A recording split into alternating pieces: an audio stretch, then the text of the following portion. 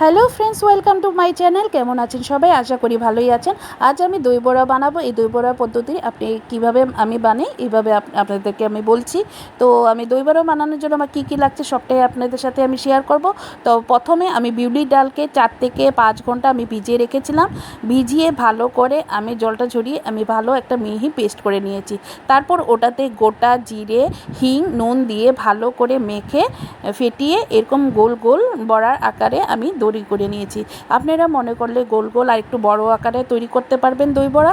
তো আমি একটু ছোট ছোট দই বড়াগুলো তৈরি করেছি। কিছু দই বড়াকে আমি আগে ভেজে তুলে নিয়েছি, ওটাও আপনাদের সাথে শেয়ার করব।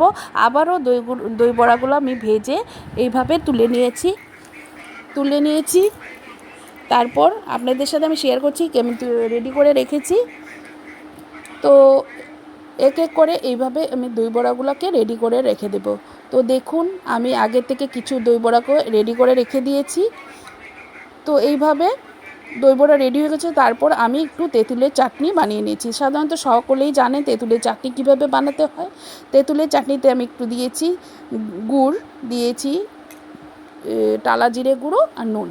তারপরে যে দই বড়াগুলো আমি ভেজে রেখেছিলাম ওটাতে আমি উষ্ণ উষ্ণ গরম জলের মধ্যে নুন আর একটু চিনি দিয়ে দই বড়াগুলোকে ভিজিয়ে রেখেছিলাম। তারপরে আমি দেখেছি যেটা হাত দিয়ে চেপে জলটাকে একটু ঝেড়ে আমি বাটিতে রেখেছি। তারপর কিছু টক দই আমি ভালো করে ফেটিয়ে ওই বড়াগুলোর উপরে দিয়েছি।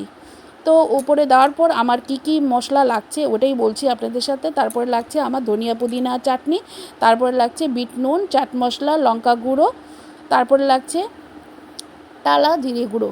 তো জিরেগুলো গোটা জিরেকে আমি ভালো শুকনো খোলায় ভেজে নিয়েছি। তারপর আমি মিক্সচার গ্রাইন্ডারে গুঁড়ো করে নিয়েছি। তারপর টালা জিরে গুঁড়ো দিয়েছি, তারপরে দিয়েছি টমেটো সস, তারপরে দিয়েছি আমি তেঁতুলের চাটনি, যে চাটনিটাকে আমি বানিয়েছি আপনাদের সাথে শেয়ার করলাম ওইটাই। তারপরে দিয়ে দেবো ভুজিয়া। এইভাবে করে এক লেয়ার করে আমি এই দই বড়ার প্লেটিংটা করব। তো আপনারা মনে করলে এক লেয়ারের পরে 2-3টা লেয়ারও আপনারা টেস্টের জন্য করতে পারবেন।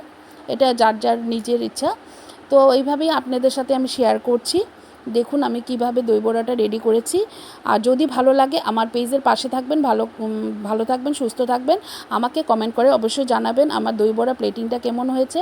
আর যে পুদিনার চাটনিটা বানিয়েছি 2 কুশ রসুন আমি ধনিয়া পুদিনার চাটনির সাথে ভালো করে পেস্ট করে নিয়েছি।